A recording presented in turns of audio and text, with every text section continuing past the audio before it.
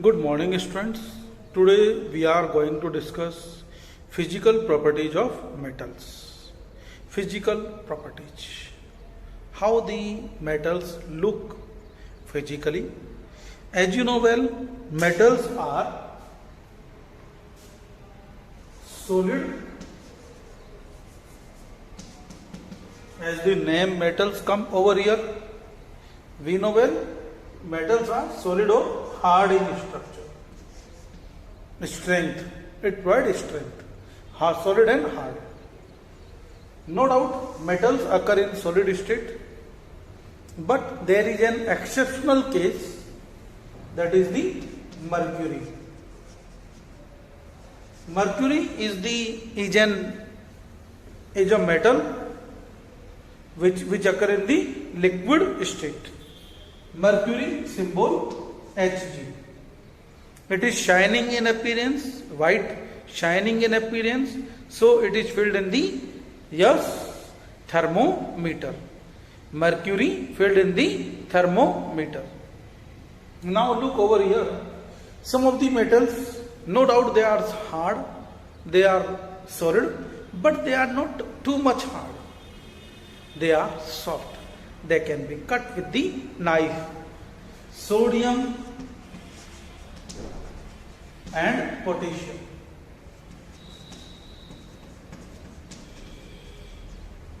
Sodium and potassium are the metals which are too soft that we can cut them with the knife. Simple knife.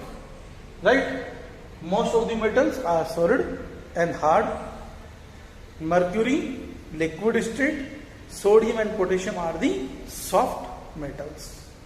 Now look over here, another properties of the metals. Metals are shining in appearance.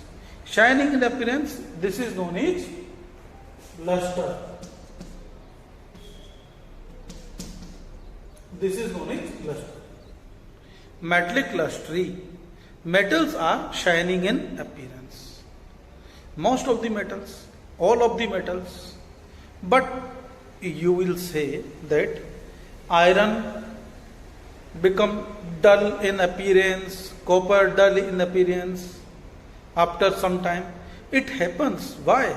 Because the oxygen present in the air react with the metallic surface, metals, metallic electrons.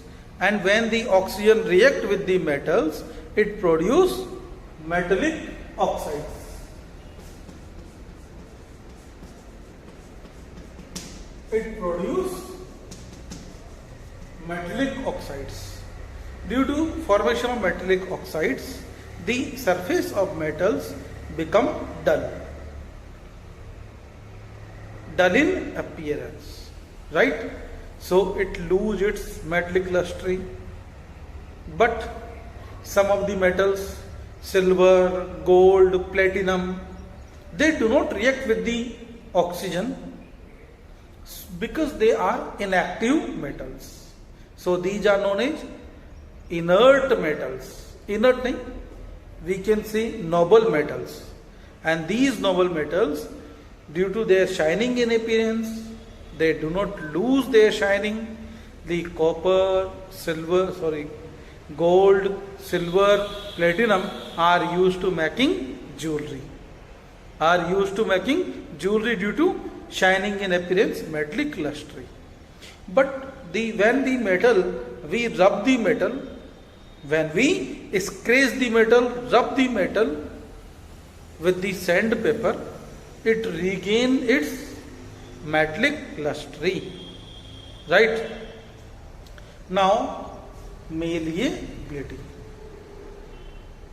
Malleability, the metals can be beaten. When the metals hammering, beaten, it convert into thin sheets. It convert into thin sheets.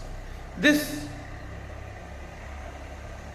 property of the metal is known as malleability. Due to malleability, we can make the sheets, iron sheets, silver foil, aluminium foil, Silver foil to wrap our food items, to cover our food items, right? Mercury is non-malleable metal. Zinc is brittle in nature. Zinc is brittle in nature. What do you mean by brittle? If we hit it, it broken down, it break down. So zinc is non-malleable. Zinc is non-malleable. Metals are generally malleable, but zinc is non-malleable metal. Right? Now next one, ductility. Ductility, the property of metal by virtue we can drawn, we force, apply the force, we can drawn them into thin wire. We can drawn them into thin wires. Yes. Which is the ductile? Non-ductile, mercury liquid. Lead is also non-ductile metal. So mercury, lead, these are the non-ductile metals. Right? Now, now this one is the, look over here, which is the most malleable and most ductile metal. Most malleable metal, silver, gold. Gold is the most malleable metal. Gold. That's why चाहे जितना पीटो. Second one, gold, most ductile metal. Right? Most malleable metal, gold. That's why we can draw the gold and to make 1 kilometer long wire, thin wire. It will not break down. Now look, next property, sonorous or sonoricity. Metals are sonorous in nature. Why they are sonorous in nature? They are, when they hit hammer, they produce sound. When the metals hit, they produce sound. This property of the metal is known as sonoricity or sonorous. Metals are sonorous in nature. Next one, metals, when we heat the metals, they melt. And this melting, for the melting they need very high temperature. Not they melt easily. So their melting point and boiling points are higher. Metals having higher melting point and boiling points. Got it? Now look over here. We can perform an activity that metals are good conductor and good conductor of electricity and heat. You know well, when we hold a metal in the hand, our cooking vessels become hot very easily. Why they become very hot easily? Because they are good conductor of heat. Conductivity. The property due to which the metals can conduct the heat conductivity. The property of metals due to which it can conduct electricity are known as electrical conductivity. Why metals are good conductor of electricity? Metals are good conductor of electricity because they having free electrons.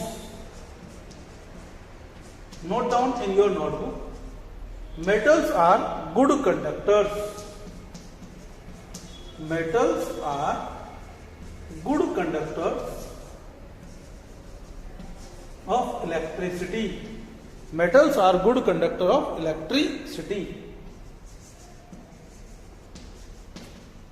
Why?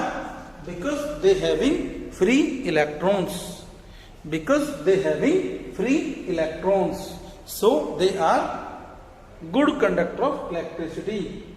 Now that's why electric wires are made up of metals. One another point over here. Metals are good conductor of heat also. Metals are good conductor of heat. Metals are good conductor of heat.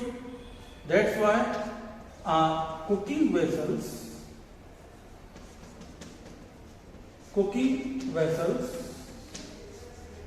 made up of metals.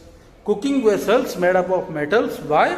Because metals are good conductor of heat. We can perform an activity. We have taken a copper rod or iron rod, and you have learnt in 7th class also. We can put over here small awl pins, small nails with the help of wax, and when we heat the metal from rod from one side, as the heat transfer from one place to another, conduct from one place to another, as the heat transfer it, the wax melted, and as the wax melted, the iron nails fall down one by one like this one. Right? One another activity given in your book also, that is the activity 2. In the copper, we can take the cell or battery, electric bulb, and make the copper wire. When we use copper wire, bulb will glow. Iron, bulb will glow. But if you take rubber, it will not glow, because rubber is the poor conductor or insulator. Wood you can use right. Now look an activity. We will take a cell like this. This is the cell, and connect this one another, that is the bulb, like this. We have connect the bulb, right? You can draw in this way. And now we will take crocodile pins, iron pins, crocodile pins. You can take crocodile pins like this.